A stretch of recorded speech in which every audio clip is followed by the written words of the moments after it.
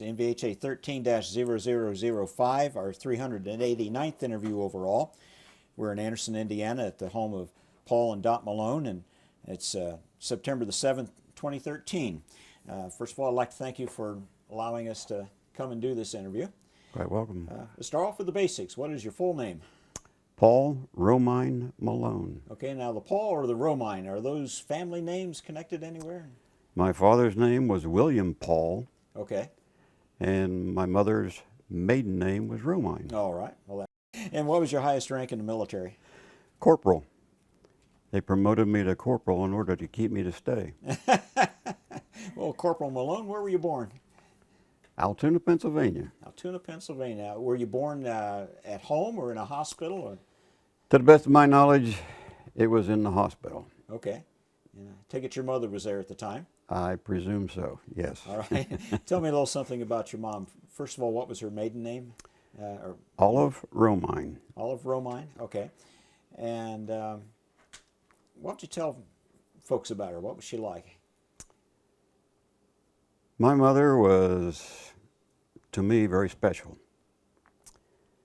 Since my father worked 17 years at night, I knew very little about him during my years coming up through school. But Mother did all the work. She did the cooking and she did the housework. And when I was old enough, well, then I started helping her with the repairs and so on around the house. Okay. But she was a stay-at-home mom. Yeah. And a quiet person, an outgoing person? How would you describe her personality? Yeah, she was fairly quiet, but when she got the fire up, she was pretty good at that too. Did you ever get fired? Not very often. I've had the bottom whooped a time or two. But. Yeah. And for the record, your father's name? William Paul Malone. Okay, William Paul and Malone. He went by W. Paul. Okay. He stayed away from the William aspect, so as growing up, then Paul and Paul got to be quite a deal on the phone. Oh, I bet. Who was which Paul? Who were they really calling? And he was the little Paul, yeah. But he was the older Paul. Yeah. I was the bigger Paul, but I was the younger Paul. It got to be fun. I bet it did.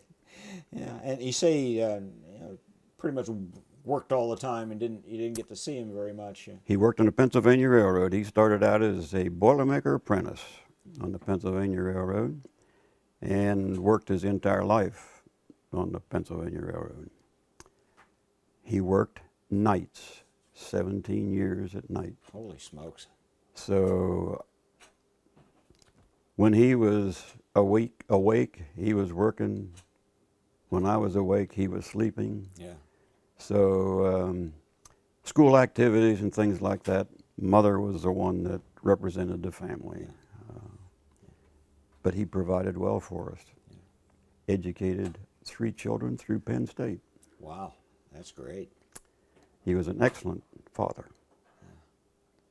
Yeah. I'm glad to hear you say that, because a lot of people blame their father for not being around or anything, but he was excellent in the other ways that counted, it sounds like.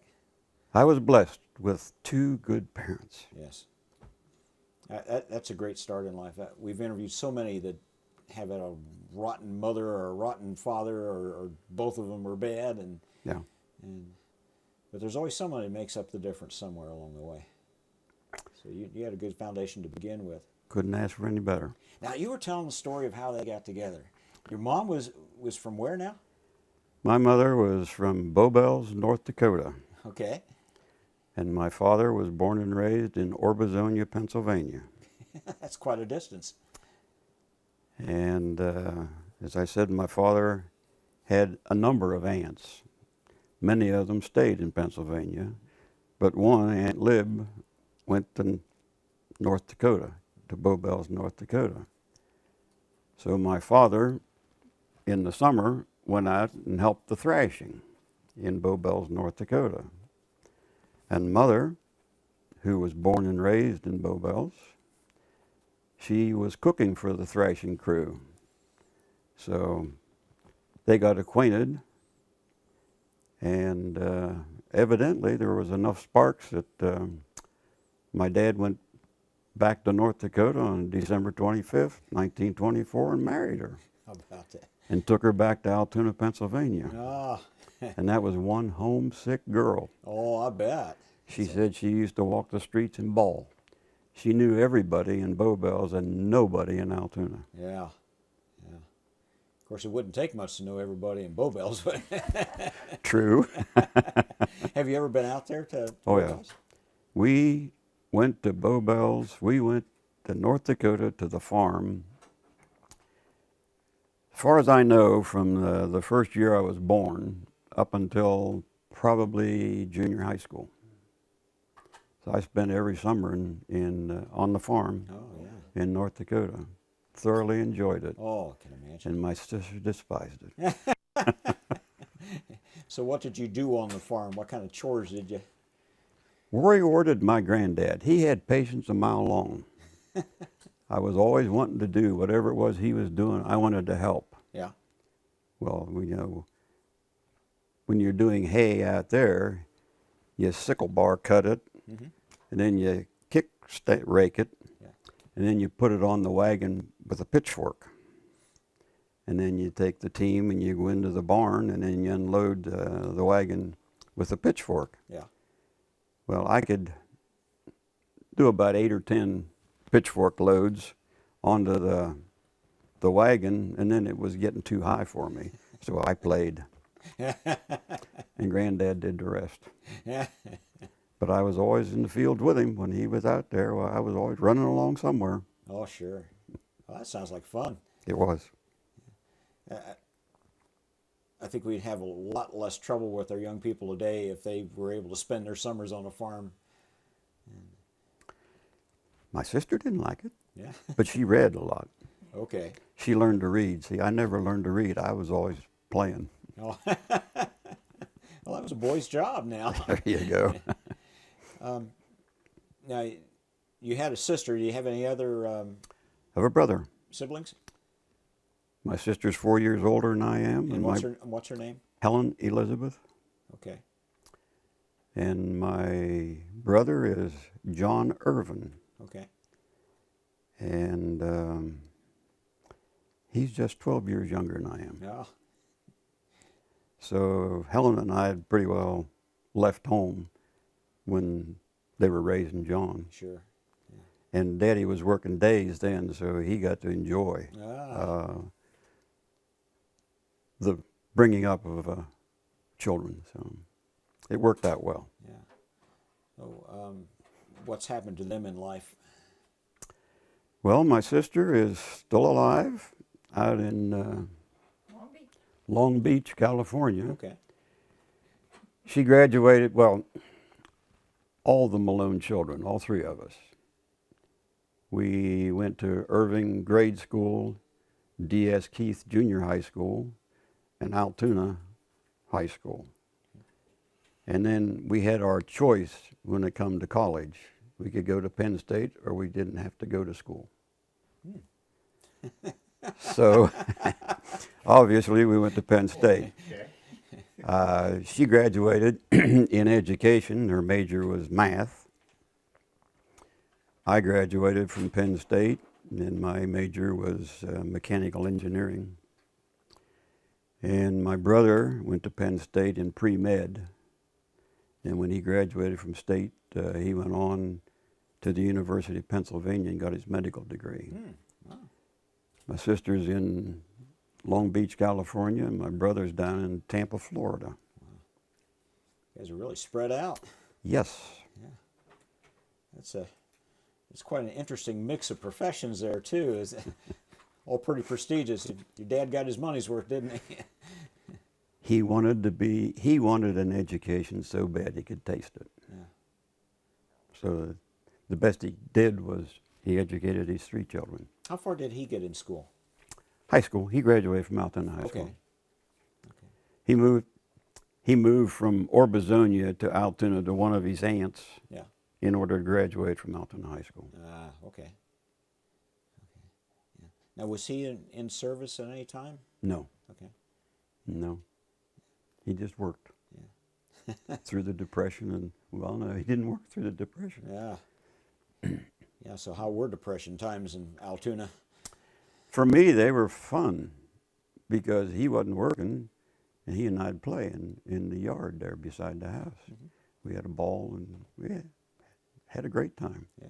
The car was up on blocks, and you walked everywhere. Yeah. But no, I had a ball. Yeah. Personally. I didn't realize the Depression was going on. Nobody made comments about, you know, be careful of this and don't do that because, and we can't do this. Yeah. I just went along. Yeah. Accepted life as was. I think we interviewed another guy from Altoona. His dad ran a men's shop. They talk about how the hobos would come through that area quite a bit because of it being a railroad center. I never witnessed that. Yeah. There probably were, because there was a ton of trains that went through Altoona. But no, I never. We were never close enough to the tracks, I guess, to witness that at all. Did you ever go down and play on the tracks? No. My playground was a dump. Oh, was it now? Mm-hmm. So was mine. Mine too. I lived about 3.5 blocks from the local dump. Okay. And, of course, we didn't have all the toys everybody has. Sure. So we make go-karts and different things by getting lumber out of the dump and wagons that were thrown out while we got the wheels off. And I used to entertain myself with a stick and a T on the bottom and push a wheel around town. Sure. Yeah. So, And had more fun than these kids with these little video games.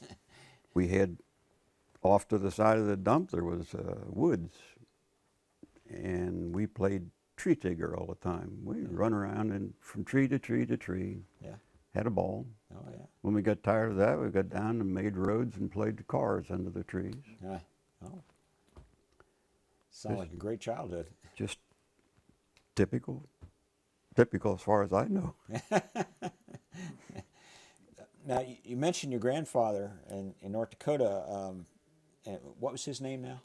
John John. Okay. Romine. And He didn't believe, evidently, in middle names. Mother didn't have a middle name. He didn't have a middle name. yeah. But his wife did, Flora Irvin, and that's where my brother got his middle name, Irvin. Okay. Okay. What about your grandmother, Romine? Did you know her very well? Or? Oh, yeah. Yeah.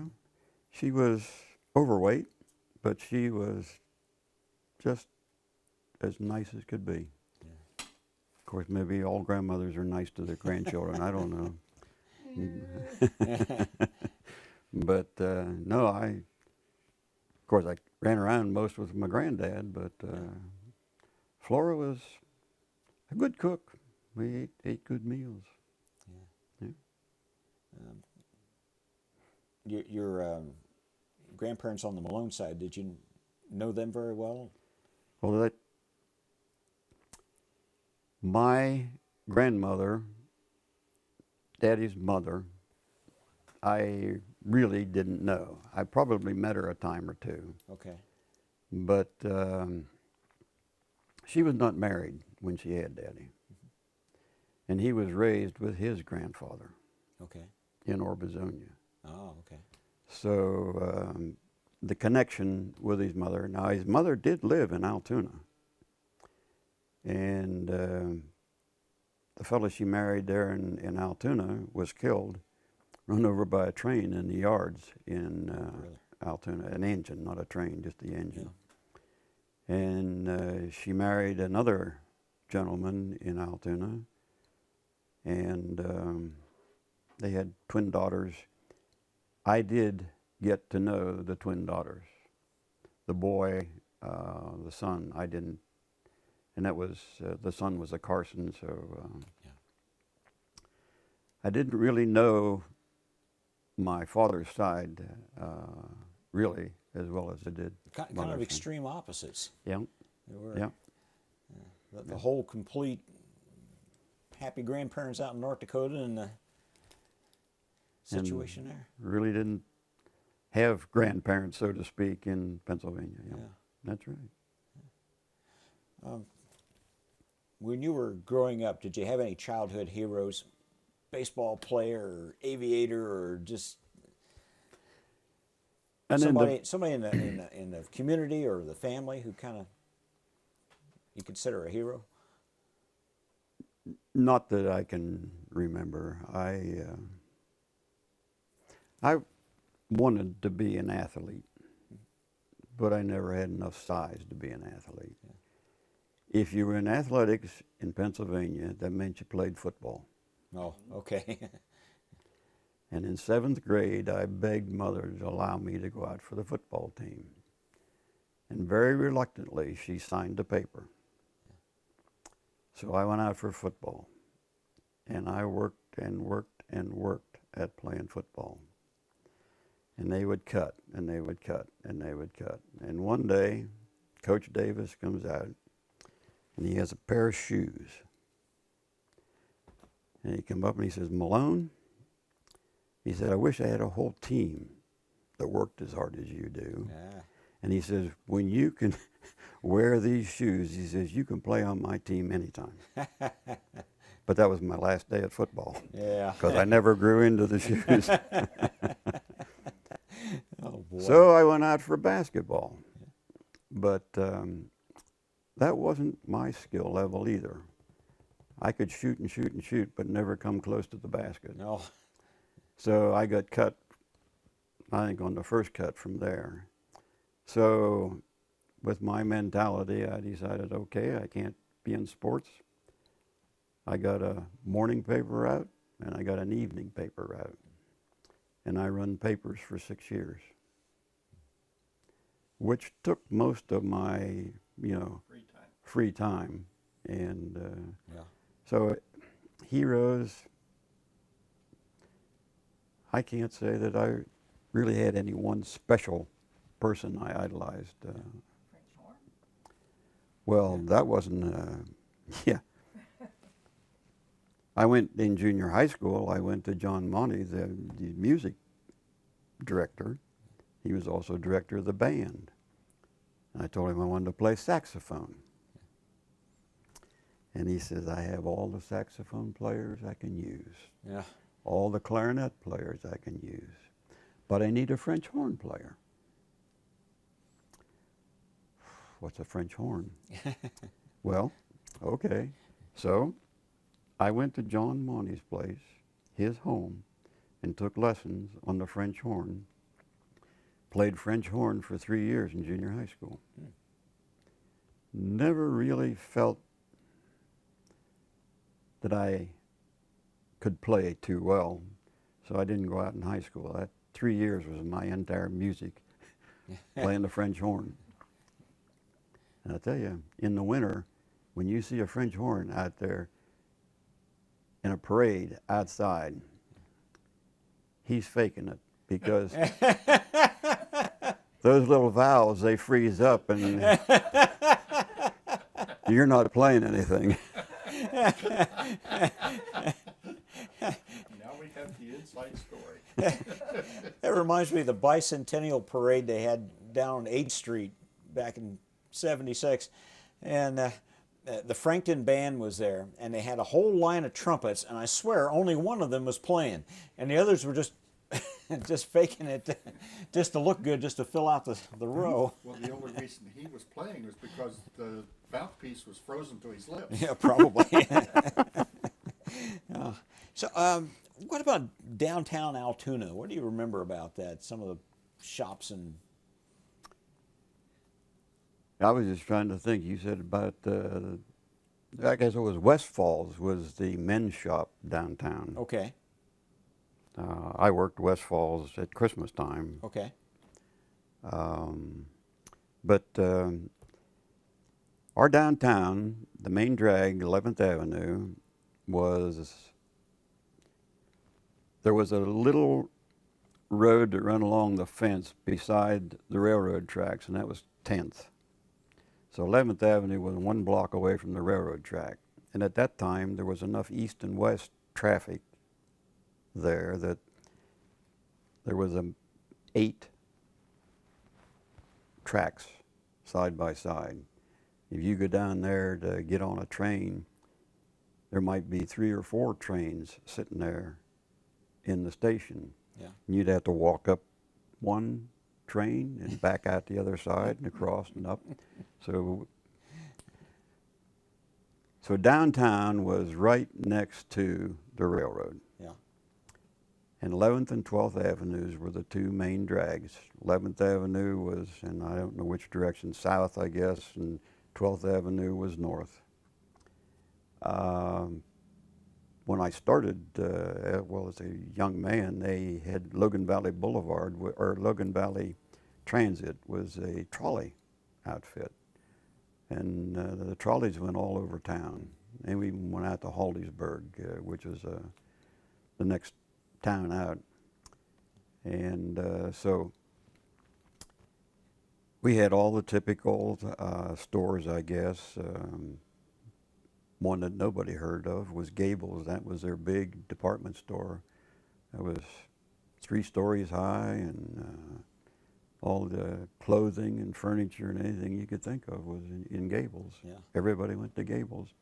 But then they had that lineup of, I think it was Woolworths and Grants and 5 and dime stores and Bon-Ton and just typical. I thought at the time that's what everybody had, but come to find out there were places in this United States other than Altoona that had different things. Yeah. Sounds a little like downtown Anderson in its heyday. In fact, when I was interviewing to come up here, I went home and told the wife, I said, it's like Altoona. It was about the same size. Yeah. And same sort of stores and traffic and everything else. Yes, very similar. You talked about your coach and your music teacher. Were there any other teachers in school that kind of stood out to you? Yeah, Shorty.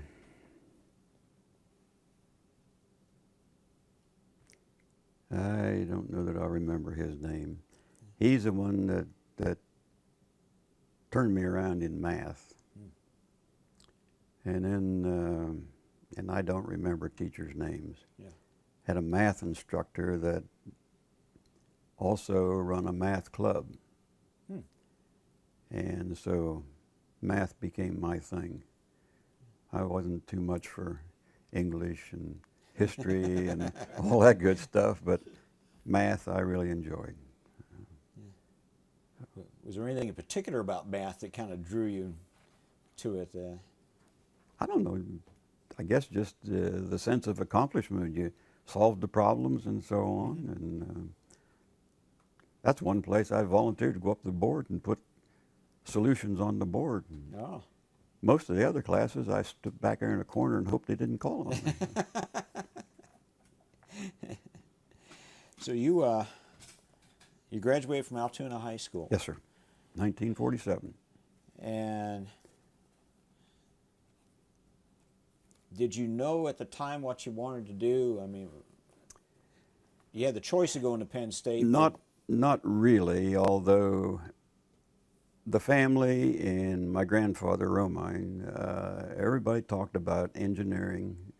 Of course, he wasn't a civil engineer, but he worked as a surveyor in North Dakota, so civil was kind of in his blood. Yeah. My father, I think, always wanted to be a mechanical engineer. But no, it was just kind of a case of start, and so I started in engineering. Now, my start was maybe a little different than some. The Pennsylvania Railroad, and I'm not sure who got AUC, the Altoona Undergraduate Center. I'm not sure how it was funded and started, but since that community was Pennsylvania Railroad through and through and through, everybody worked on the Pennsylvania Railroad. It's like here when GM was here. And they funded, to a great extent, this undergraduate center in Altoona. And through Mr. McNeil, they hooked up with Penn State. So it was part of Penn State. It was just off campus. But it provided the young people of Altoona an opportunity to go to school without having the expense of room and board and all the rest of the stuff. It was basically 2 years. But in engineering, we could only get 1.5, 3 semesters. But the center started back in 1939, in 2 grade schools. And in sometime around 47, the railroad employees had the opportunity to buy what Ivyside Amusement Park. And so they bought the park.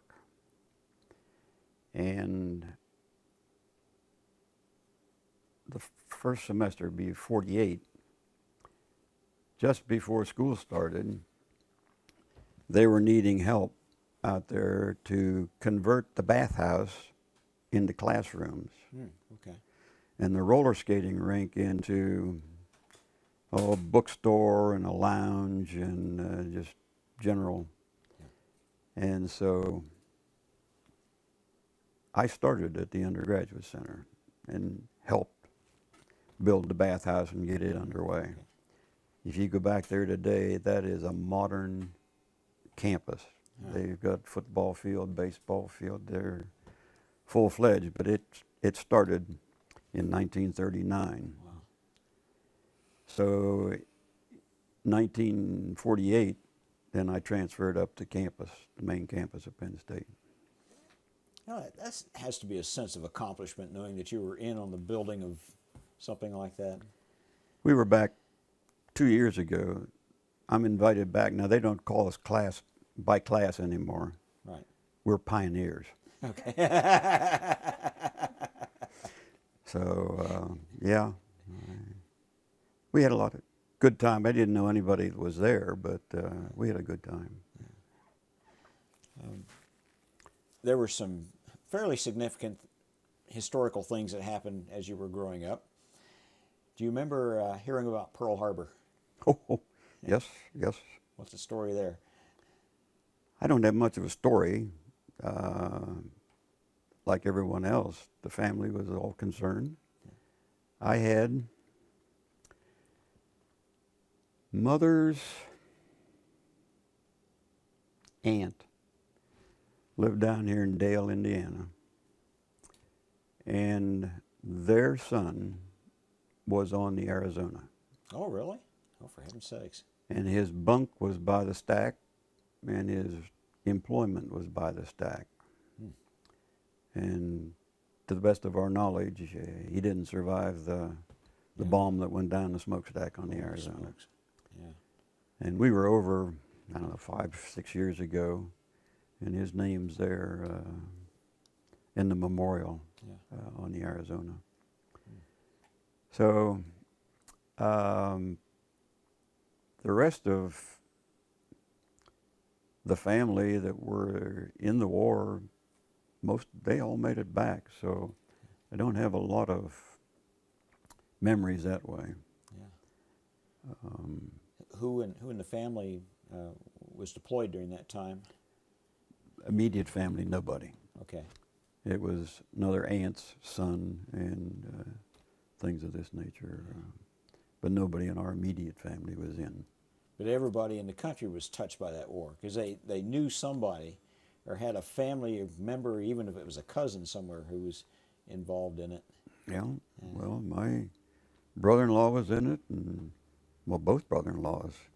Yeah. Her brother and my sister's husband, they were both in. One in the Army and one in the Navy, one in the Pacific and one in Europe. And that's the two that advised me that when you're getting out of the service, don't join the reserves. And they embedded that in my head. Because her brother, Gene, signed up, and then he got called back in. So Oh boy. he was the one that was telling me don't ever join the reserves. So. Yeah, those fellows got right out of World War II, and they wound up going to Korea because they were in the reserves. Did you get involved in any projects to help the war effort? Were you collecting Oh, yeah, we, stuff? Or we did all that. We collected newspapers and bought stamps and war bonds. And I was in scouting, and they took off many projects to try to help the war effort. We had the little gas stamps, and fortunately, our neighborhood, I guess, gas station was a nice guy. So when we needed gas, why, we could get it. But yeah, sugar rationing and all those good things. We were there with the rest of us. well, those are different times. Yep. Yeah, you kind of wonder if anybody would be willing to do that today. But Well, you would think that the people would be well, serious enough about their country that they would rally. Yeah. At least I would hope so. well, you'd hope so. So you were in college, Well, I went up on campus in 49, 49. and then I went through my junior year, the 49-50, and I went back for my senior year. And I decided that college and I had no place together. Hmm. So I quit, Oh boy. dropped my subjects, and went home. Now, you talk about somebody upset. My father was upset. I can imagine. But I hooked on and went to work in the Pennsylvania Railroad. And Daddy was well enough thought of that one of the superintendents down in the sheet metal shops in Juniata called him in the office and said, "Is that your boy on the hire list?" Daddy said, "Yes." So the next day I was down in the sheet metal shop and spent 2 or 3 weeks running around with a full-scale tin worker, sheet metal worker, and didn't learn a thing from him except how to stay away from work. But I got that message. And they called me in and they said, "We're going to post a job. Want you to bid on it." I said, I have no training in sheet metal. I mean, I'm just a kid off the street. Yeah. I said, "Bid on it." "Yes, sir." So I went and I bid on it. Guess what? I got the job. And I got full sheet metal workers scale. $1.87.5 an hour. Holy smokes. But knowing that I had no skills, I was on diesel repair. So effectively all I did was get 4x8 sheets of bimetallic plywood and take it up, and from the cab back, that's all the sides was bimetallic wood. Okay. And I could dress up a diesel engine myself on second shift at night, Oh. which is what I did. Now the apprentice boys weren't too pleased with me, and I got all kinds of harassment I said, "Hey, did you bid on the job?" "No, we weren't qualified." If you don't bid, you can't get it. So I worked in the sheet metal shops until March 22nd, 1951. And that's when Uncle Sam decided that he wanted me worse than the railroad. Yeah. So I went down to Harrisburg And that's where we got your haircut and change of clothing and all that good stuff. And was sent down to Camp Pickett, Virginia for basic training. And I went through basic training there in Camp Pickett. And then we were called in and asked if we would be willing to join the Army Security Agency. I don't know what an Army Security Agency is, but they said that they would train me. And so, what would you like to do? And I said, I'd like to be in radio repair. Well, anyhow, I accepted, and they accepted my application and started to investigate me, and that caused quite a stir back home because the FBI hit the neighborhood questioning all sorts of people about my character and how I operated in the area. We had a Hungarian lady that just absolutely was petrified when the FBI was there, and just as soon as they cleared, why, she ran up and talked to Mother and said, Paul must be in trouble. So, but I was accepted, and instead of getting radio repair, which I specifically asked for, Oh, sure. they sent me to the Southeastern Signal School, Camp Gordon, Georgia, to become a high-speed radio operator. And evidently they had more people in radio school than they knew what to do with. So we went to school on second shift. Our police call in the morning was at noon instead of typically 6 or 7 o'clock in the morning. Well, that's all right. So went down there, and I was probably one of the lesser capable radio operators, because it took me a long time to get up to 25 words a minute. Yeah, okay.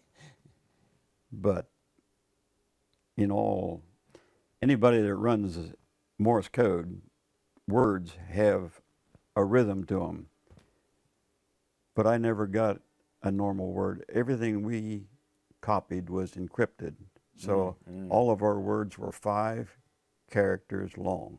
Yeah. Every word was 5 characters. There was no rhythm. Yeah. And it was tough. Sitting there with the old mill, I can typewriter, pounding away. Was there some point at which you wished you had finished out that last year instead of getting involved in the Oh, Army? well, there's always those kinds of things. I questioned why I was in school at times when I was up there, too. And I questioned whether I was in the right course. But, yeah, you always have questions.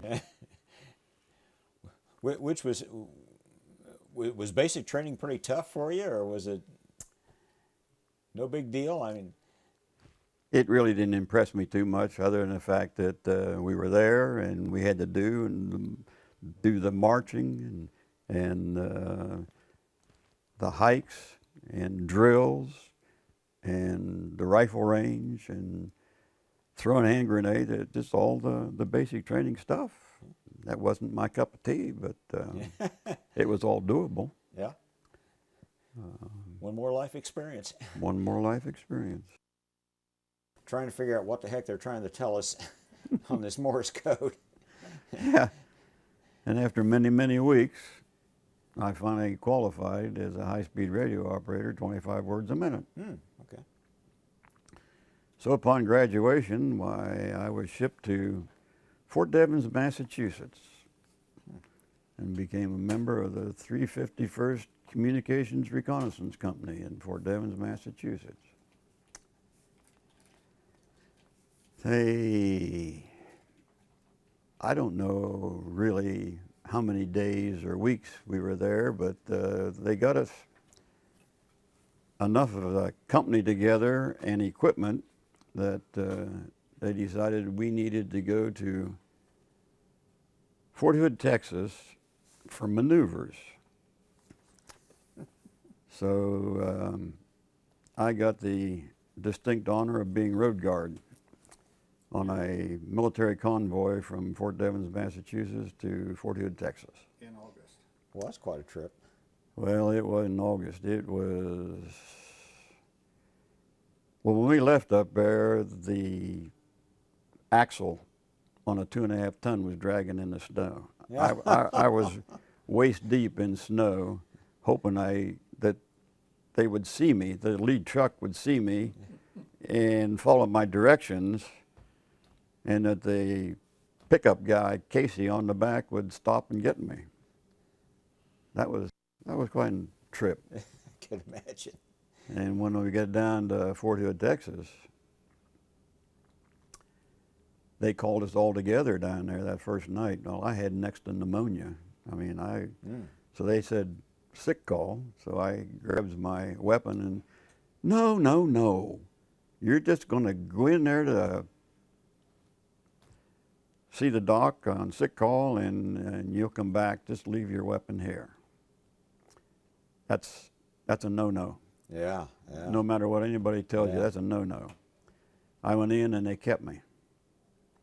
And after a couple, 2 or 3 days, when they finally released me, why, I went back to the company and where's my weapon? Oh, yeah.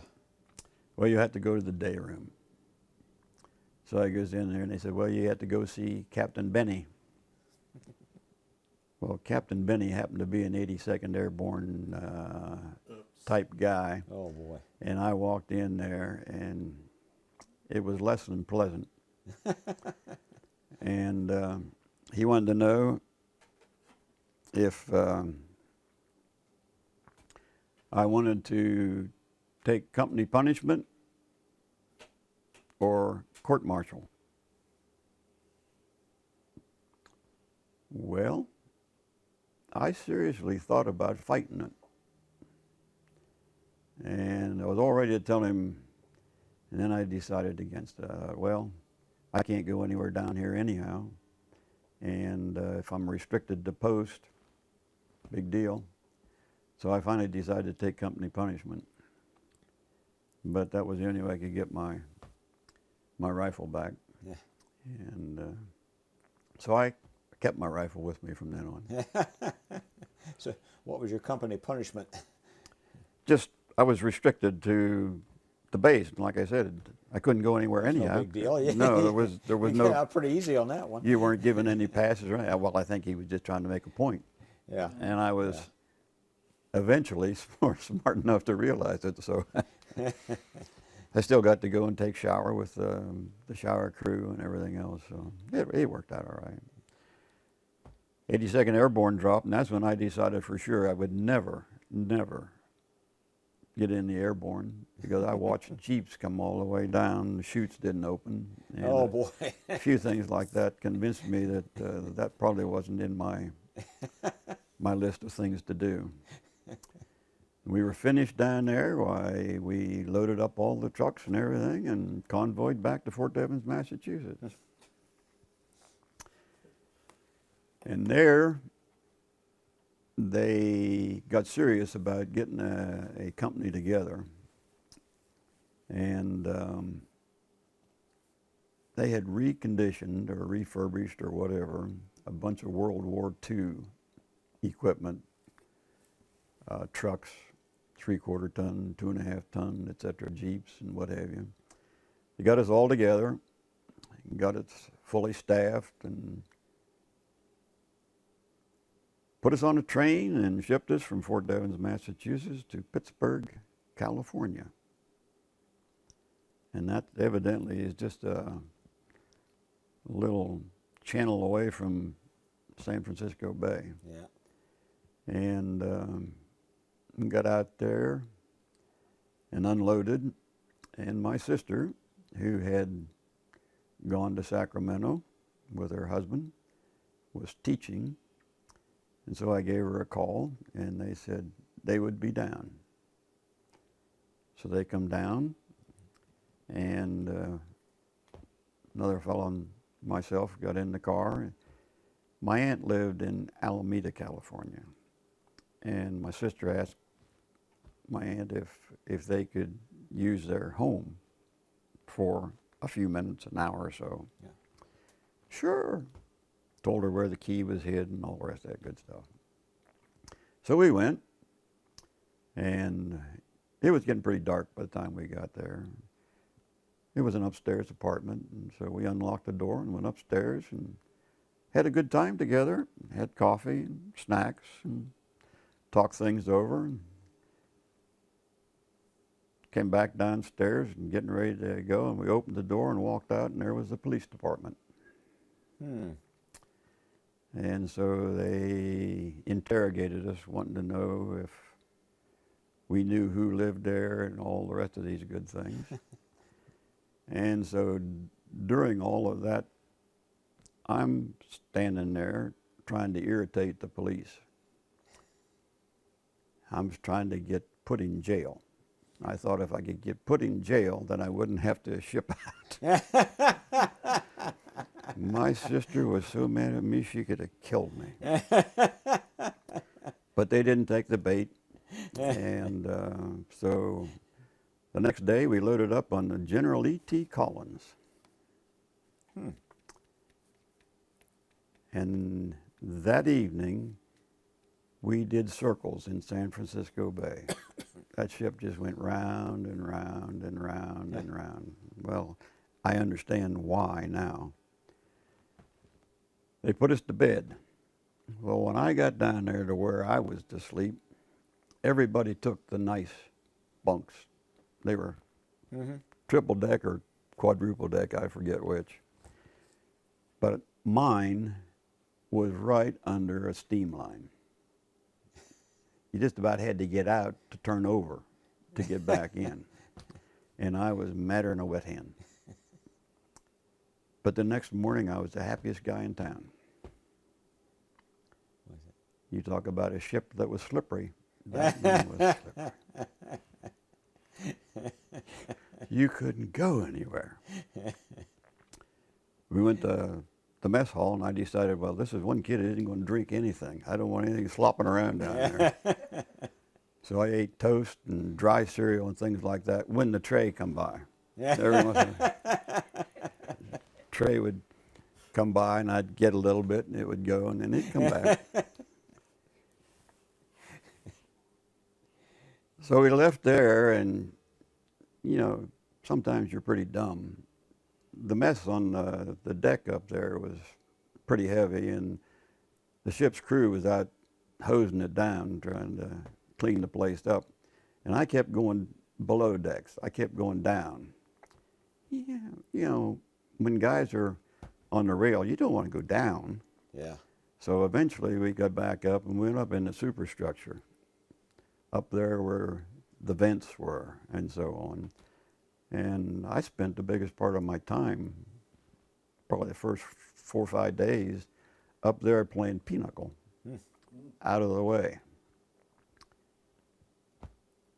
Everybody got settled down, and the seas weren't as rough as the ground swells and so on, and we all kind of got our sea legs. And I'm going through the chow line, and our cook from the unit, the 351st, he was working there in the mess hall.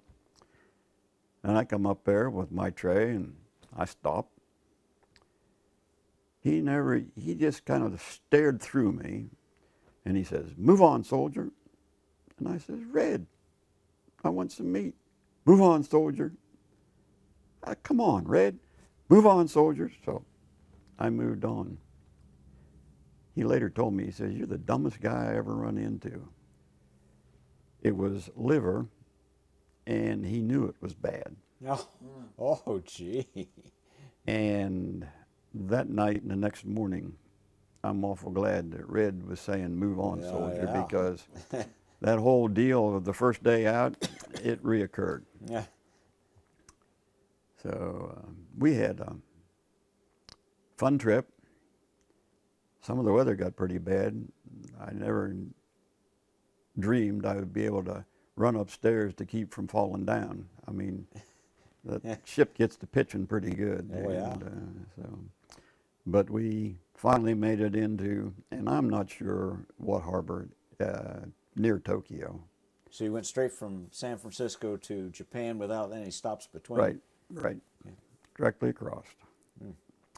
And we stopped over there, and we had to unload, and that's where I had this huge duffel bag full of stuff that I probably didn't need, and my combat helmet on and everything else, and went out there and made the turn to go down the steps, and the duffel bag hit my helmet, and it landed on the deck down there, big bang.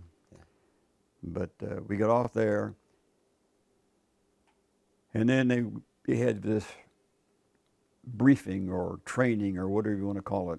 They tell you what all to expect in Korea, and things not to eat, and what to do, and to stay away from the girls, and all that good stuff is all. And they go through this routine, and a couple of days later you go back and you get right back on the same General E.T. Collins and head for Korea. So we went down around, and I think it was September 5th, 1950, had to be 2. I landed at Incheon. And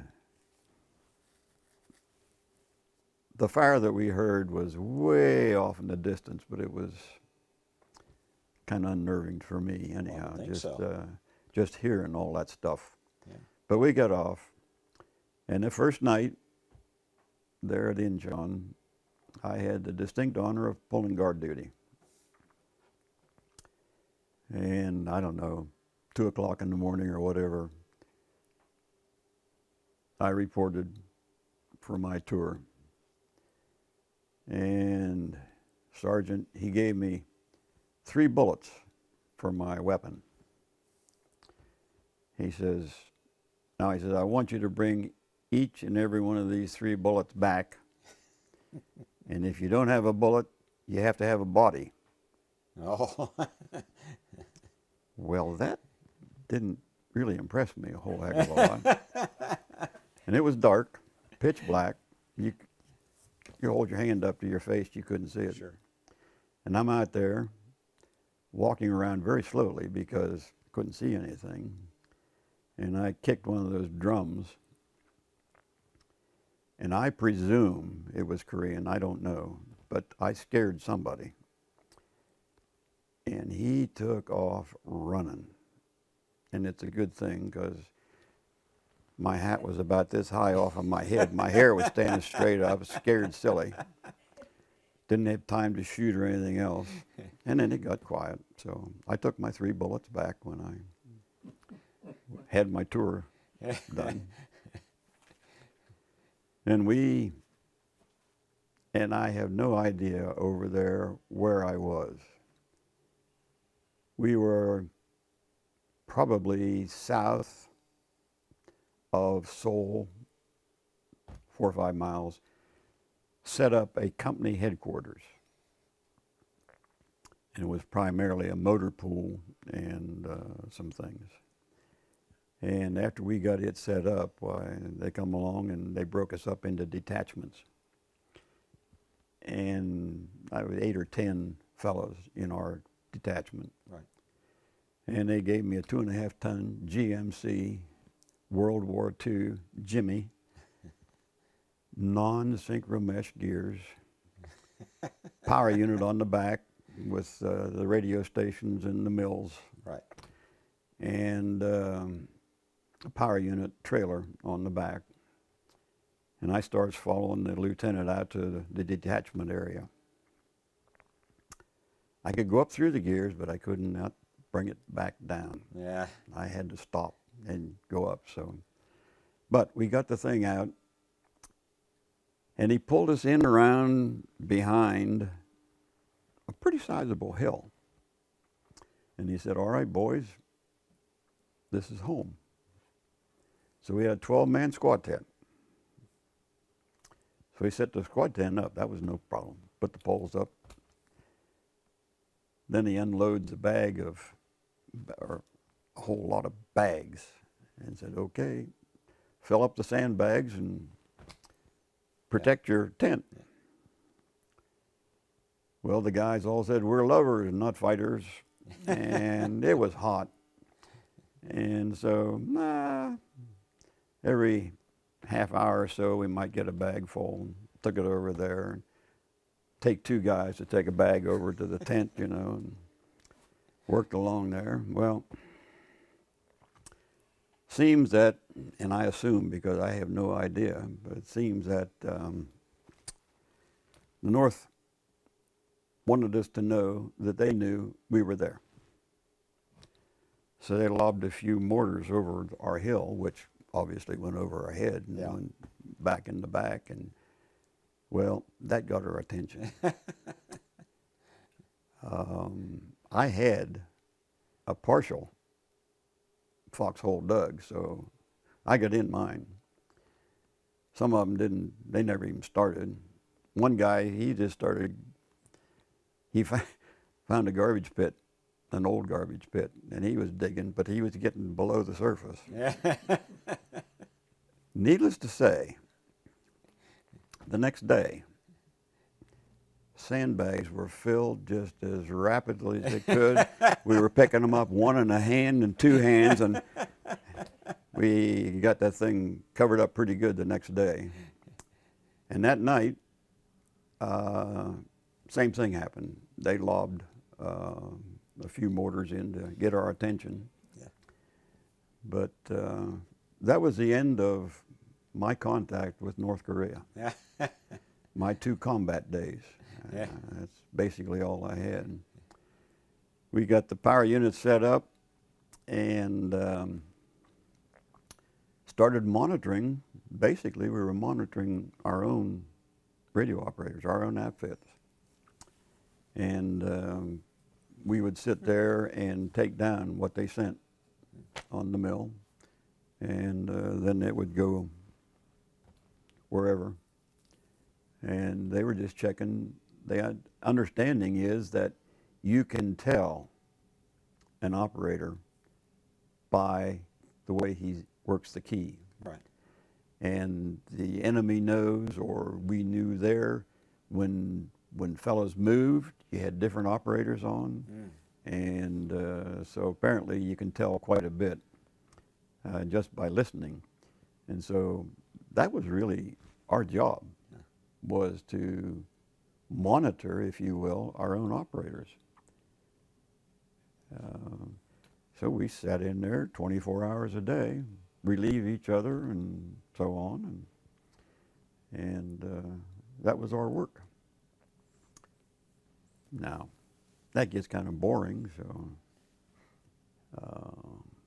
one weekend, another fellow and I borrowed a Jeep and we went to Seoul.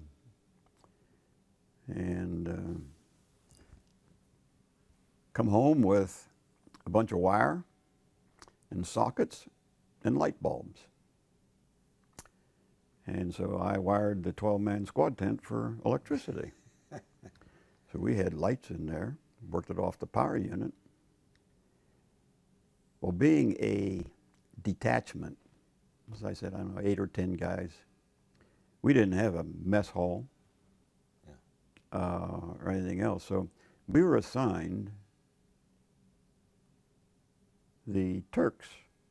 They had a group there, and we ate our meals with the Turks. Yeah.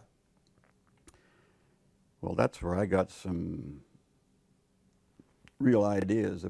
The Turks you don't want to fool around with. They tell me, unfortunately I didn't have combat, so I don't know, but they say if you're out moving somewhere and Turks are around, you better have your boots on.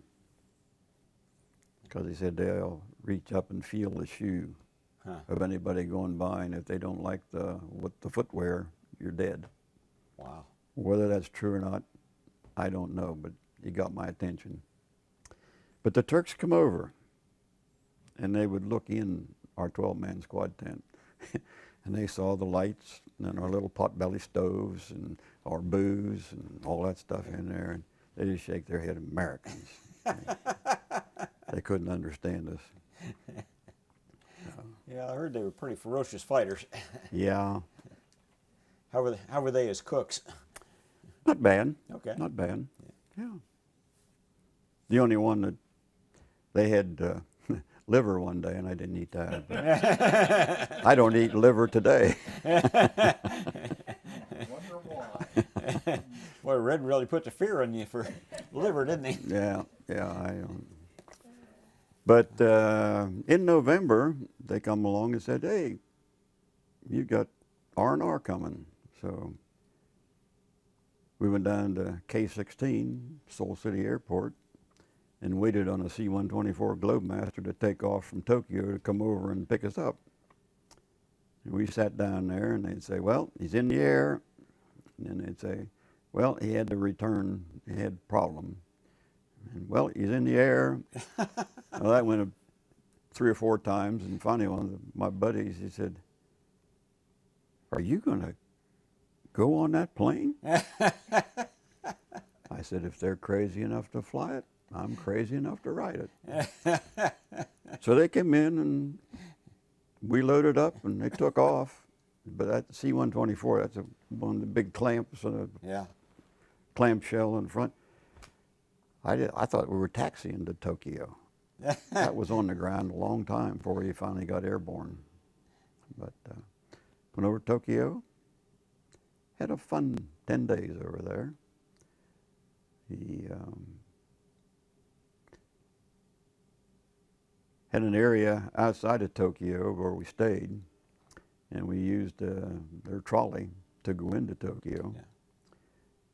And I don't understand Japanese, so I had to find some kind of identification.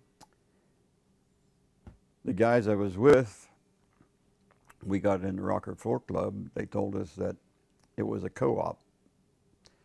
The sergeants and above were upstairs, the peons were downstairs. But as a co-op, they'd made their money for the month so that the booze over Thanksgiving was free.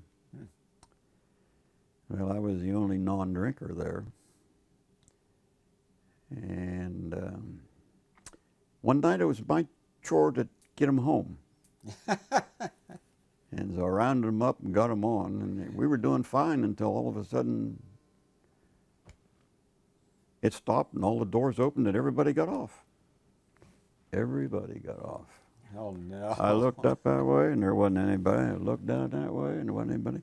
Finally, a little Japanese lady motioned, so I got the drunks and we went out. It was going to the car barn. They announced it, but I don't speak Japanese, so I didn't know that it was going to the car barn. So we had to wait until another one come by, but if she hadn't motioned me off, why, we'd be in the car barn for the night, I guess. Was there any damage left in Japan from the war, or was it completely... I didn't see anything. It was beautiful. We went to Imperial Palace. They had gardens there, the flower gardens there that were just beautiful. And I didn't see any sign of any destruction. No.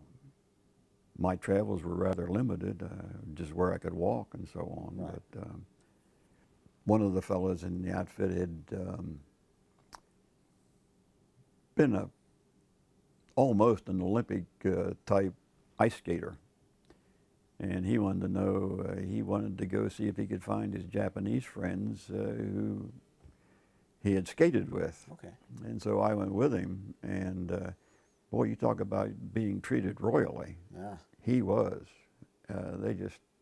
And obviously since I was with him, I went along for the ride, but it was a lot of fun down the Ginza Market, bargaining with the people. Yeah.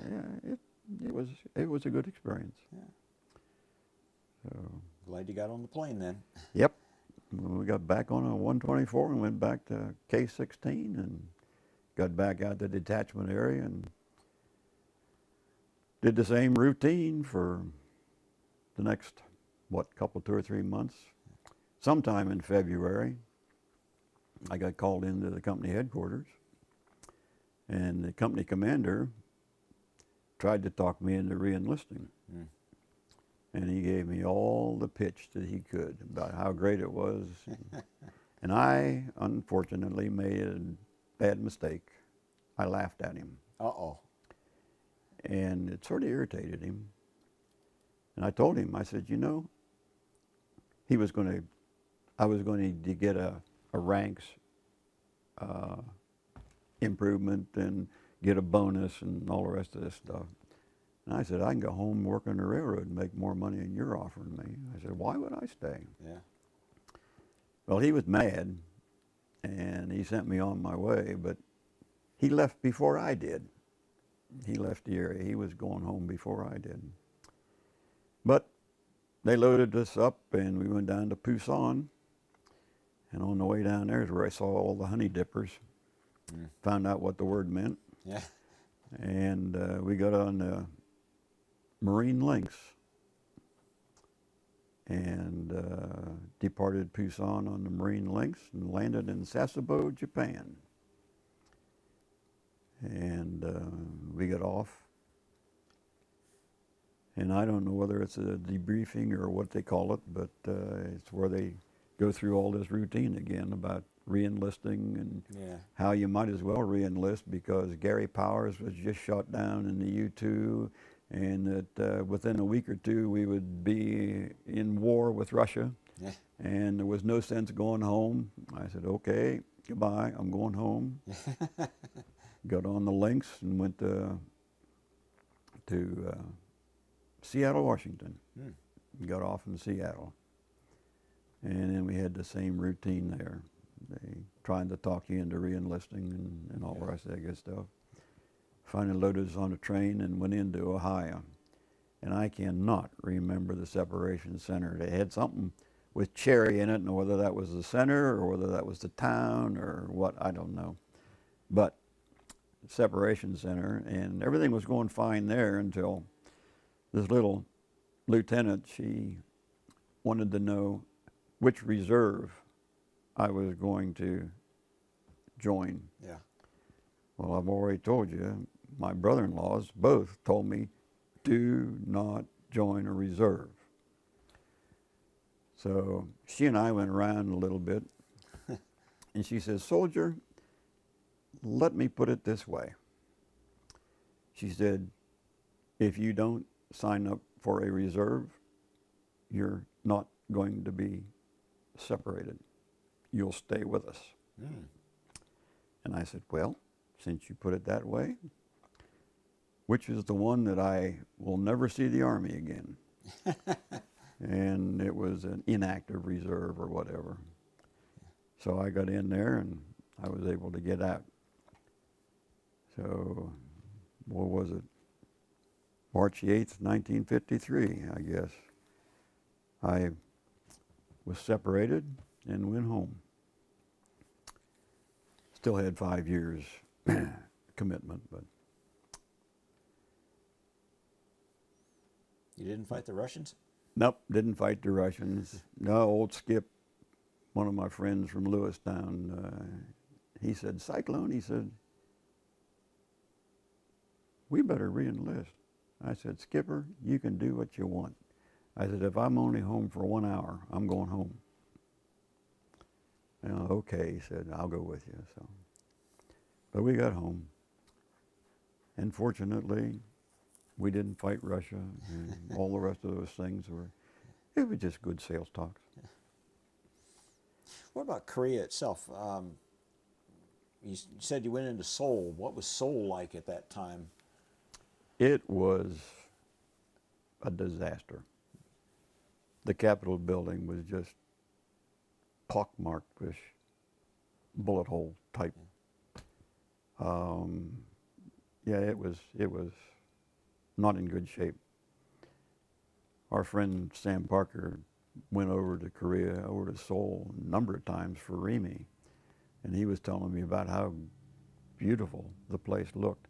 I've never seen it in its beauty. I saw it all shot up, messed up.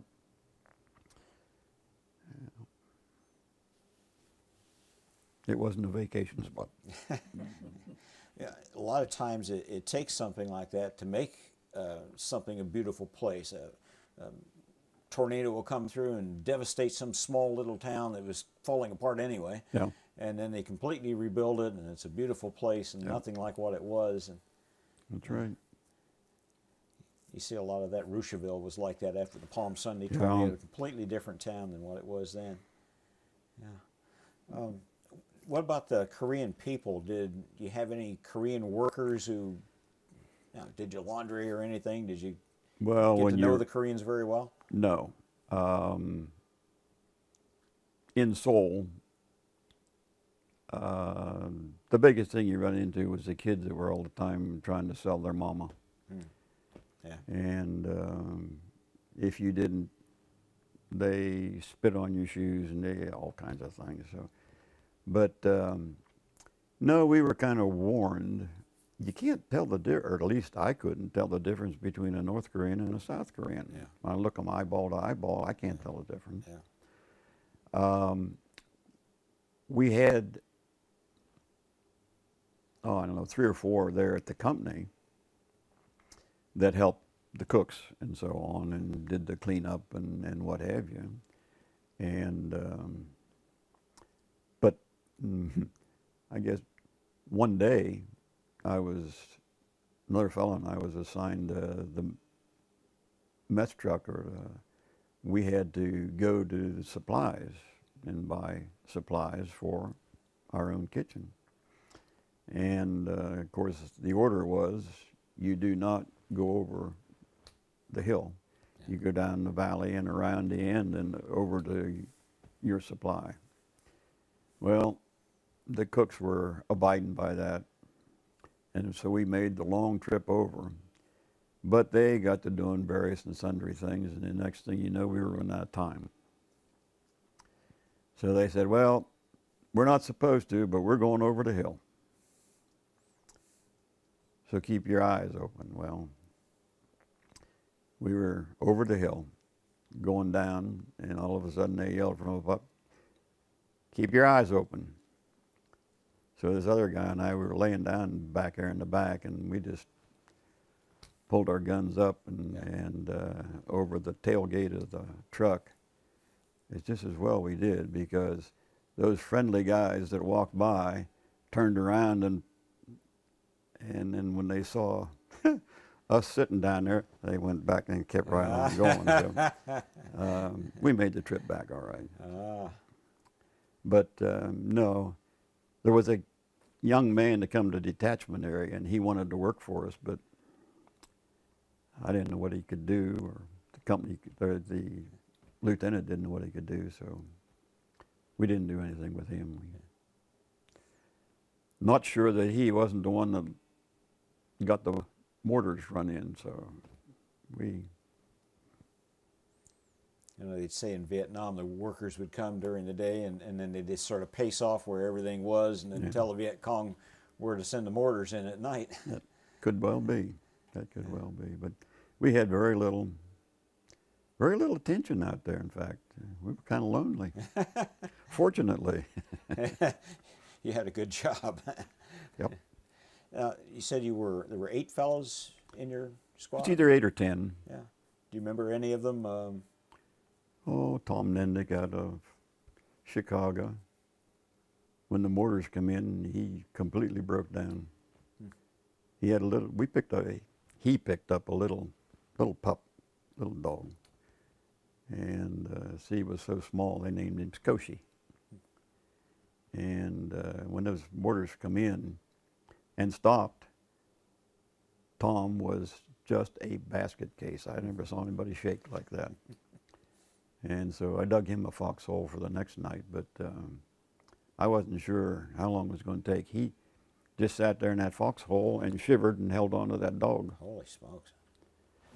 That's bad. So, but no, there's a whole bunch of names. I'm never very good at names anyhow. So, Alfred Reeves was out of Long Island, and that used to make him mad if you called it Long Island. And,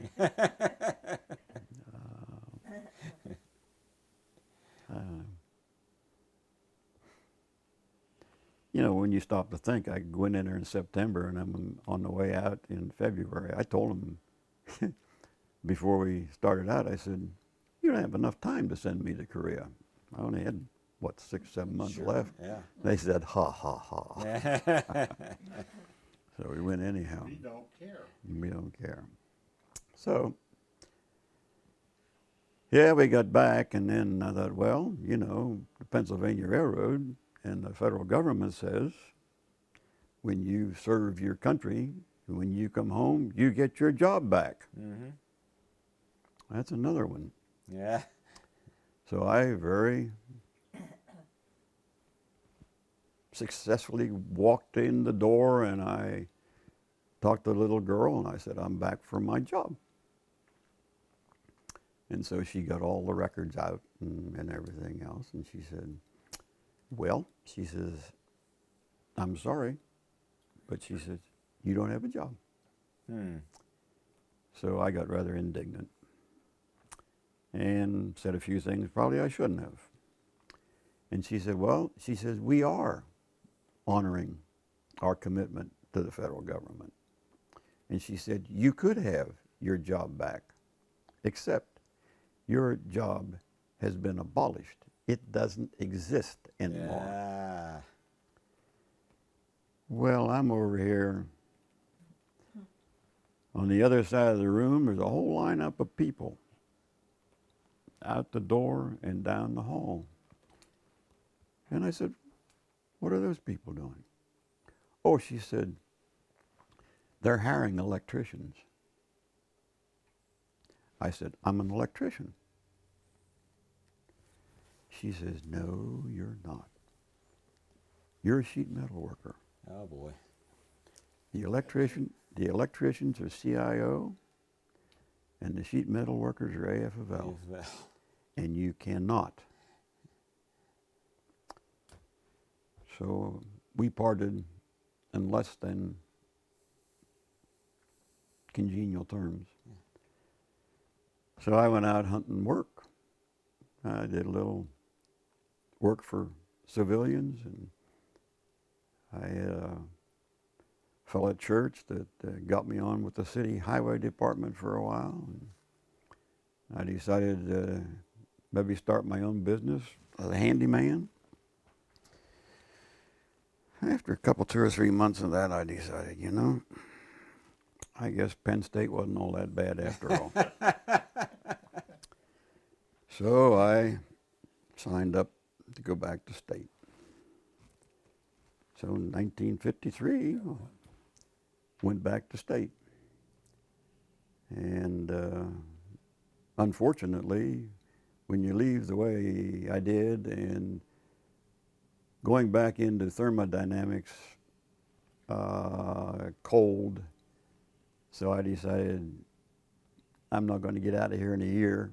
So I went 2 years. I did my junior and senior, did my junior year over and then the senior year. we probably ought to stop there and switch out. Your junior and senior year over again. Yes. Did GI Bill? GI Bill. help? I was back at state on the GI Bill. Okay. And as I say, it didn't take me too long to figure out that I wasn't going to get through in 1 year, so I went back to my junior year, got new subject routine, and started to roll. And then while there, it was March 26th, 1954. I married my dear wife. So she become part of Penn State, Well, whether she likes it or not. let's get a little more detail there. First of all, for the record, what was her name? Dorothy May Godfrey. Godfrey. Okay. And how'd you meet her? She wasn't Arthur Godfrey's No. niece or daughter. And well, Dorothy graduated from Hollidaysburg High School, which little suburb or just outside of Altoona. And she went to work for Mr. Campbell. Mr. Campbell was a excellent top grade insurance man. He was in the $1 Million Club Yeah. way back when $1 million meant something. And he hired her, and his office was in Altoona. So I'm not just too sure on the timing, but she and her family, her mother and father, moved into Altoona. And he invited her to our church, which was First Methodist, I guess, Episcopal Church at that time in Altoona. It was the big downtown, like the First Methodist Church here in Anderson. Yeah. The big downtown church. And he was one of the main guys at the church. Of course, from the time I was born, well, from April I was baptized in 1930, and I've been going to Methodist church ever since, up until today. But he invited her to church, and she came to church. And my little eyeballs worked, and we got acquainted there at church, and I guess you might say the rest is history. We did our share of dating, and she put up with my letters while I was in the service, and so we got back and got to civilian life. We got married. So what's your side of this, Dottie? Were you as enamored with Paul as he was with you, or did you even notice him? I got acquainted with his family, and we went and visited him while he was in his various training camps. So yeah, it became quite a nice association. So we after we were married, his last year we spent in the town close to Penn State, or to State College. Was State College then. Bellefonte. Yeah, our apartment was in Bellefonte, PA, which was just on the other side of the Pennsylvania Penitentiary. Home sweet home. So was it a fancy proposal? Did she get down on one knee, or? No, there was none of that. We, fortunately or unfortunately, however you want to look at it, it was pretty much factual. Yeah. And did you get married there in the Methodist church? No, we got married in her home. Oh, okay. With her folks. The Methodist minister married us in her home. George Johnson, I remember his name. Yep. George Johnson. Reverend Okay. George Johnson. Yeah, my parents were married in her brother's home, and so there was a little more of that going on back then than what there is now. Yeah. My theory is that the more you spend on the wedding, the shorter the marriage is going to be. Well, Might be some truth to that. well, if you add up the years, come the 26th of March, 14, we'll have 60 of them. Wow, that's great. That's great. And I don't know, do you have any children? We had cut the cake with me on Sundays, our daughter. Oh, okay. Well, in September 26th of 54, Beth Ann Malone was born. And she was born in Altoona, at the Altoona Hospital. And so I had help getting through college. Eventually, and due to the way I was back, state really wasn't set up to handle. So they made exceptions for me as a returning veteran. I had some classes and some labs and so on that nobody else in Penn State history had those particular labs. They were set up for me. Okay. So at that time, as I say, I don't have anything but good words to say about Penn State. Wow, very accommodating. And we did. I wasn't sure that we were going to be able to graduate. The last semester, it was nip and tuck, and that's when they set up a special lab for me. And so we got out in June of 1955. The president of Pennsylvania State University was Milton S. Eisenhower, Oh, for heaven's sakes. brother of President Dwight David Sure. Eisenhower. Guess who gave the commencement address? The President of the United States. President of the United States, Dwight David Eisenhower. Wow. We were it was on the football Yeah. stadiums where the commencement was held. And obviously, when you graduate that many people, they don't have your diploma out there. You just have a... Sure. And so the family, my folks, and so on, the family was all there at the field, and I says, I'm going to go get my diploma. So I took off running. And I'm running across campus, and it went right past the president's house. And I'm under a full stead of heat, full head of steam, going to get my diploma, and all of a sudden, out of nowhere, boom, two hands hit me, stopped me right where I was. Secret Service. And about that time, Dwight David drove right past, and he waved to me. Oh, So I've had a personal wave from the President of the United States. that fits, doesn't it? That fits. That's, yeah, we've had some interesting stories of people who met and talked to Eisenhower in that same situation, just very friendly and No, didn't look down on anybody. How about that? and if you realize it or not, the university was established in 1855. So it was the 100th year anniversary. Okay, You got sure. that, yeah. So again, I was fortunate. Yeah, yeah. Had I gone straight through, I wouldn't have had all the. I'd have graduated in 51 instead of 55. So do you remember Eisenhower's speech? I don't remember a thing anybody said. I don't even remember the subjects I took. It may not even be written anywhere. So was there anything else you written on your diploma saying that you graduated?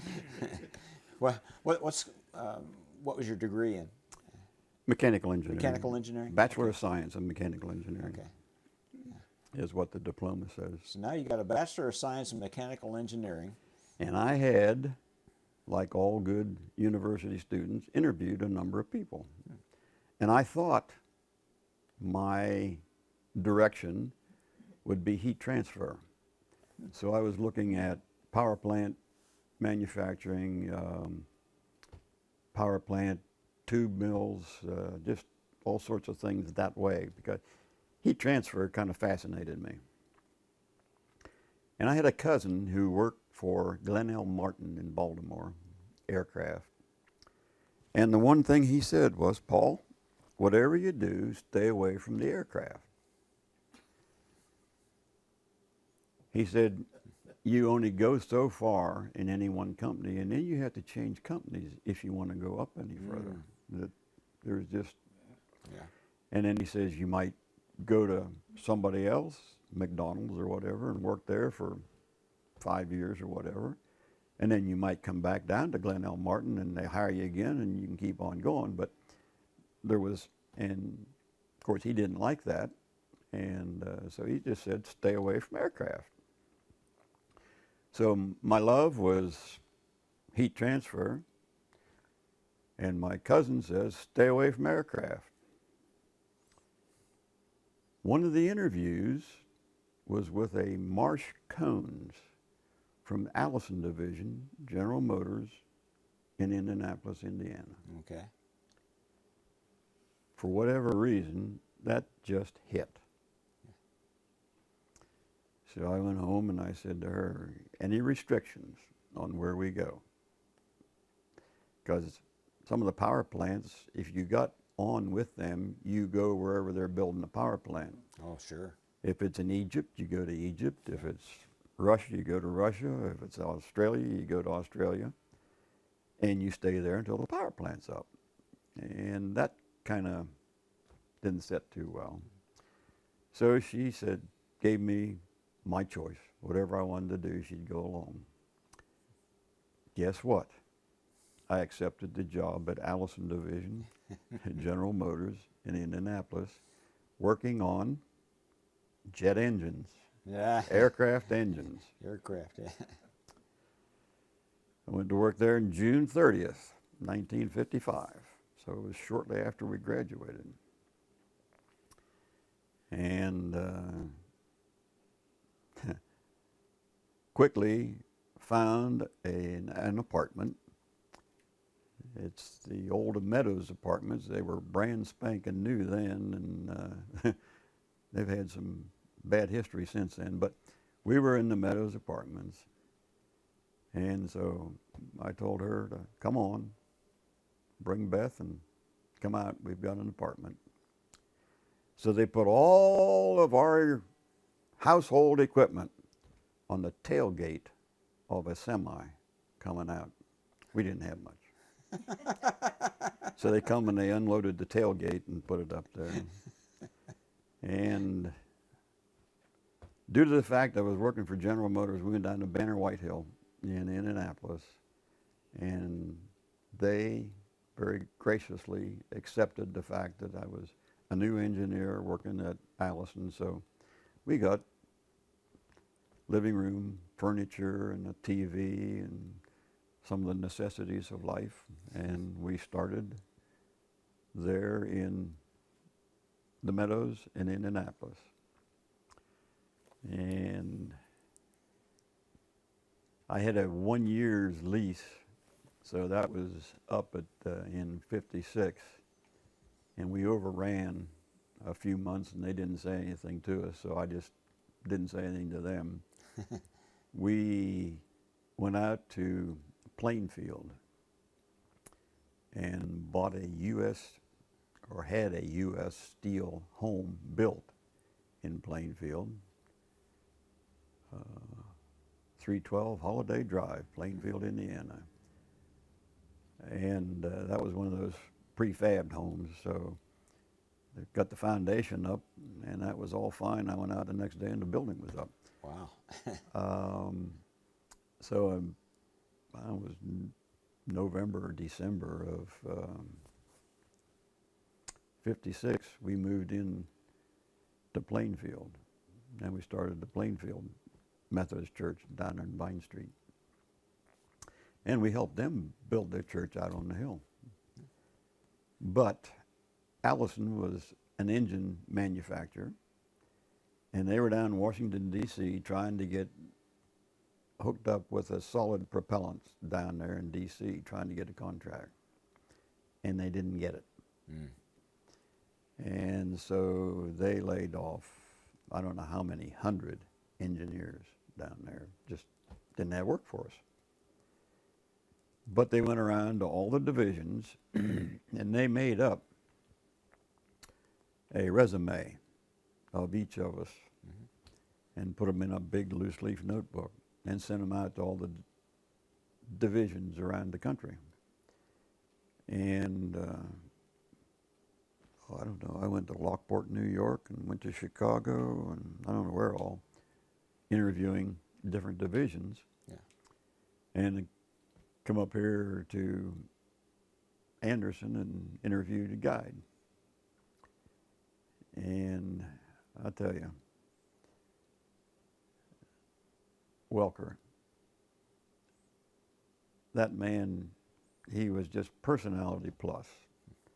I told her, I said, I think he could make you scrub the front steps of the guide with a toothbrush and thank him. I mean,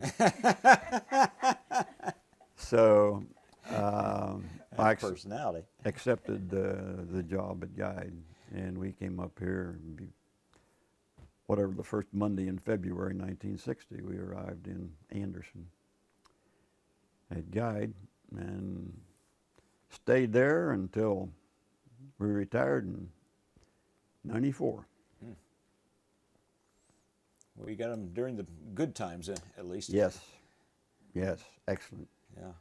I really enjoyed working out there. The only bad years were the last 3 or 4, Yeah.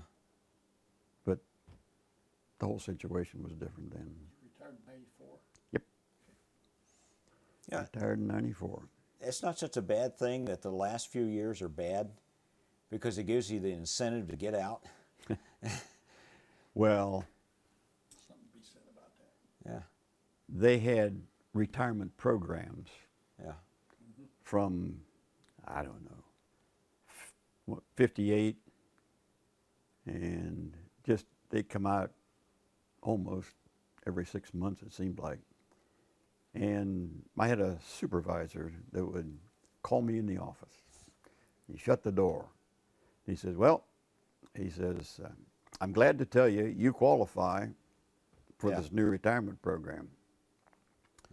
Then he'd laugh, but we're not going to let you. That was a big game to call me in. General Motors.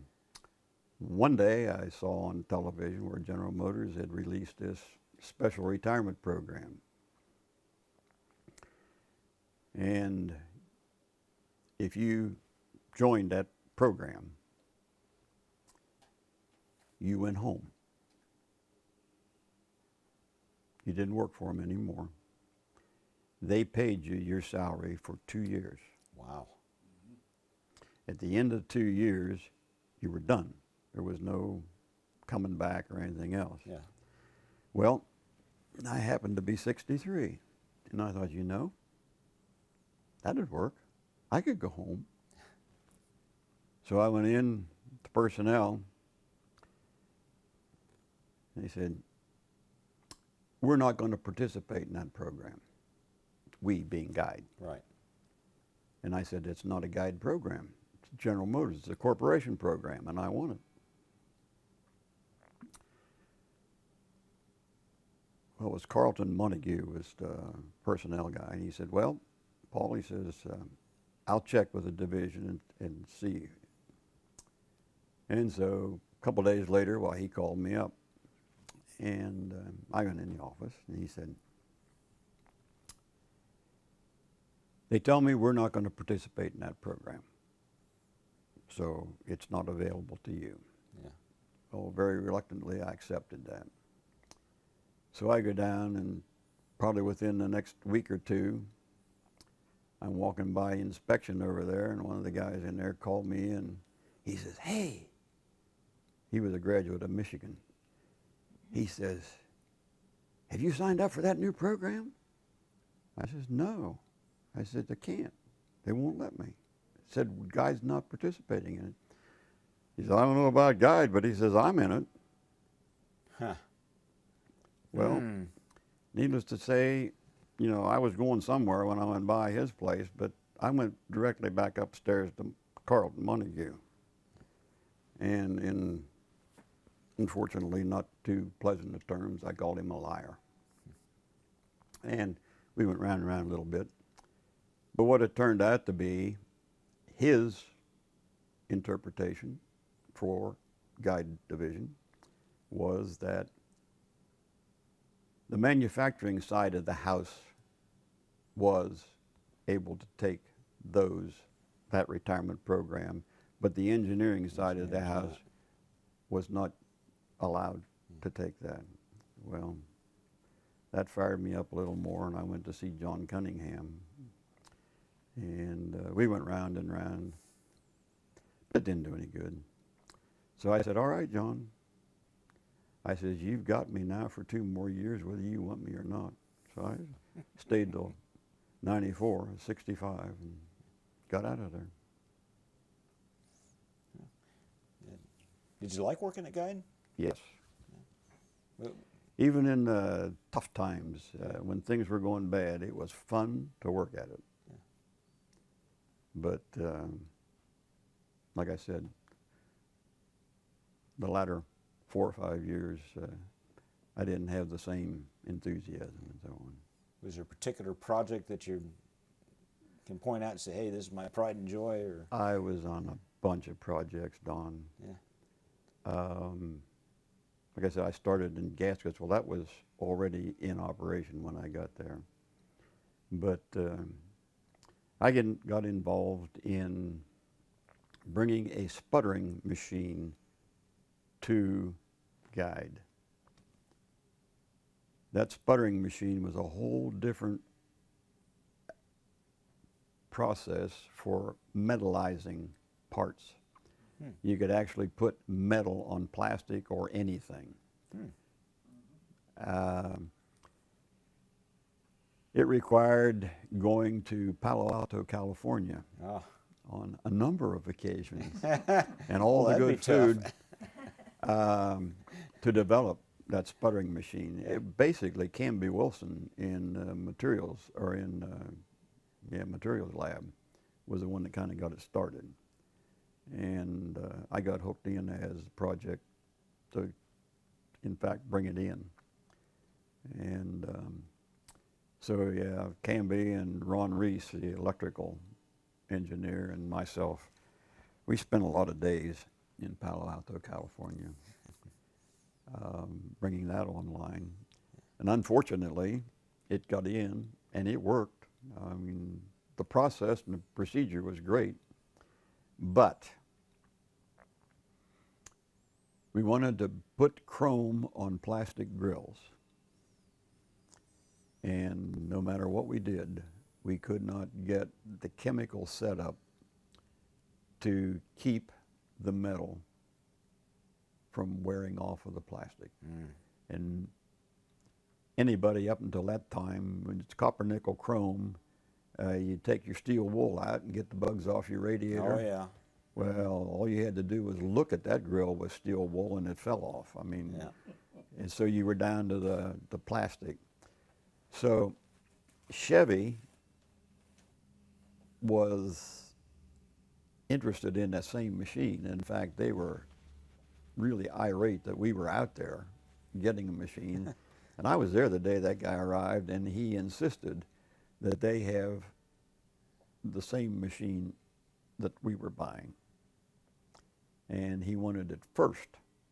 Well, he didn't get it first, but they got a machine.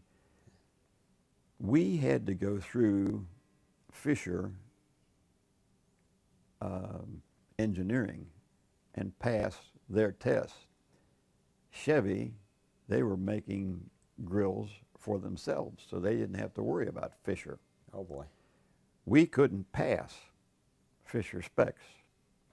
So they chromed up a bunch of grills. They were just having a ball. They thought it was great. Well, they didn't do it but 1 year because, again, Fisher was right. You couldn't keep the chrome on the plastic. Yeah. And they kept selling new grills or replacing grills. So that didn't last too long. But that was quite an experience. That's the first touch screen that I'd seen in computers and so on. And it was all computer operated. I got involved in vacuum metallizing. Had the big tanks, and you loaded up a big frame of parts, and you pushed it in and closed the door and run it through its cycle to metallize all the parts on the tank. And everybody was wanting things to happen quicker. So they started this, what they called a load lock machine. Yeah. You would run it in the first lock and pump it down, run it in the second lock and pump it down, and run it through the aluminizing, and then 2 locks and you're out the other side. And that kept a constant flow of parts through. Well, that's a big machine to try to hang on to equipment-wise, and the blowers and so on is required to evacuate something that's continually being opened to atmosphere. So we got into trying to miniaturize, and one of the last things I was doing, working with an outfit up in New England, trying to get a very small metallizer that would handle parts off of a plastic machine. You would mold the plastic part, Right.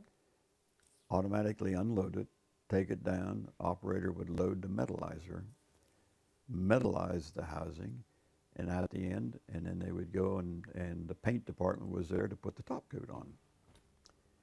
And of course, I was always concerned that that inline flow that way would be a problem, because metallizers are notorious for going down for 100 different reasons. Right. And to tie up a molding machine and a paint booth on, but Without parts. we got it started. I never got to finish it myself, but the fellow that worked for me called me when they had it in and operating, and so I went back in and they had them going in guide. But so yeah, it's and I helped get the hot melt assembly of lamps, lenses to housings with hot melt. Okay. That's kind of a tricky little deal. It's a little warm in spots, but and then I was involved in hot stamp, putting decorations on the lenses and so on. So I had a variety of jobs at Guide, and a lot of it was getting equipment.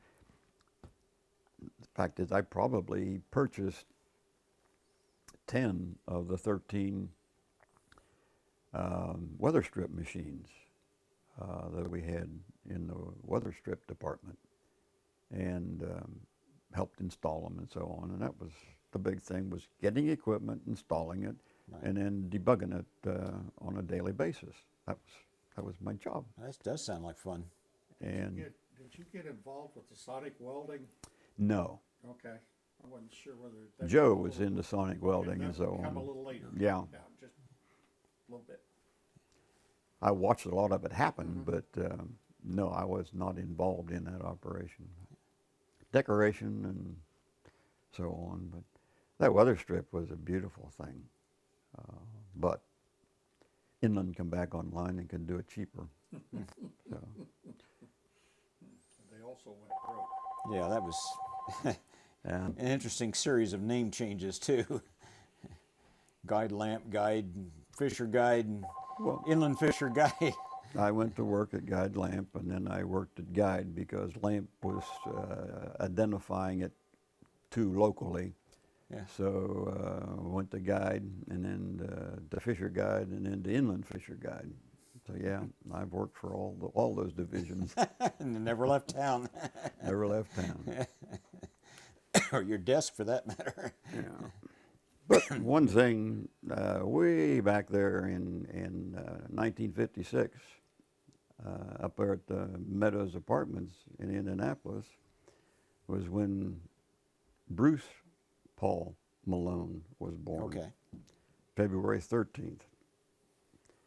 And of course, we only had the privilege of having him with us for 25 years. He, unfortunately, 1982, he came up to be with us for Christmas, and on December 24th, 1982, he passed away. So That's tough. we had the two. Yeah. And Oh, yeah. Doesn't matter what the circumstances, it's impossible to outlive your children. It's just, yeah. sorry you had to go through that. But other than that, well, things have been pretty smooth, I'd have to say. And you're involved in Shriners and Yeah, I joined Blue Lodge in '72, and then got in the Scottish Rite the next year. And I don't know, my dad was a Shriner, and he was so tickled that I got in Blue Lodge Masonry that he came from Pennsylvania when I got my third degree. And then after, I don't know, 5 or 6 years, he wanted to know why I wasn't a Shriner. I says, too much money, Dad. Guess what? September 5th, whatever year it was, the dues were in a check from my dad. And I only ever got 2 letters from my dad, one with a check and one other one time. In my entire life, he's already had 2. So I got in the Shrine and then joined the club here. And yeah, I see the whole reason for Shriners in my mind is helping the kids. And so I got in what they call the Blue Coat operation. And, I don't know. I guess I do know.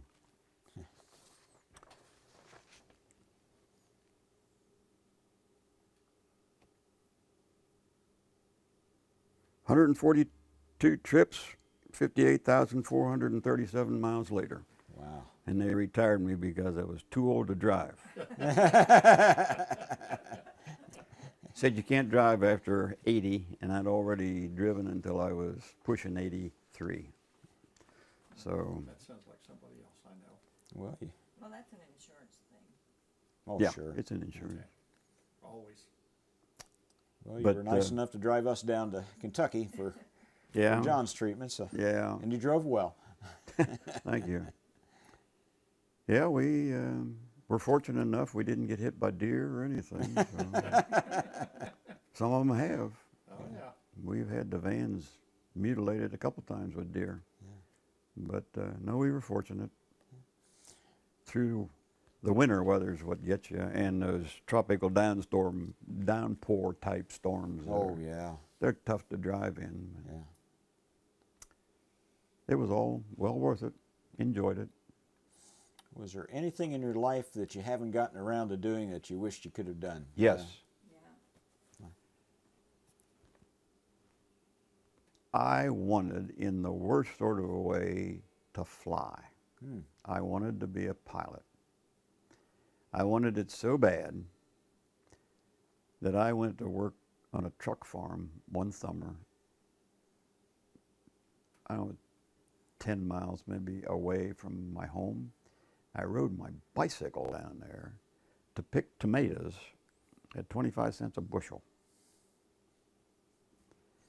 And I finally got enough quarters together to get $15. And I went down to the airport there at Tipton Oh, and bought myself a 15-minute ride. okay. I joined the Civil Air Patrol as in Cadet. high school as a cadet. And in fact, the day that I got my draft notice, I had been in town at the Air Force recruiting, and I had filled out all the paperwork. Everything was done, and the recruiter flipped the page over there. Now, this sounds dumb. I knew when I was there that when you signed up for 4 years. Just hit Right. 5. And when he flipped that paper over there and said, all right, and now we'll have you for 48 months. Well, that's the same. But 48 seemed like a heck of a lot bigger than 4. And I said to him, I says, I'll be back tomorrow. He says, no, you won't. I said, yeah. I said, I need to think on it. He says, I'll tell you right now. He said, the draft notices went out in the mail today.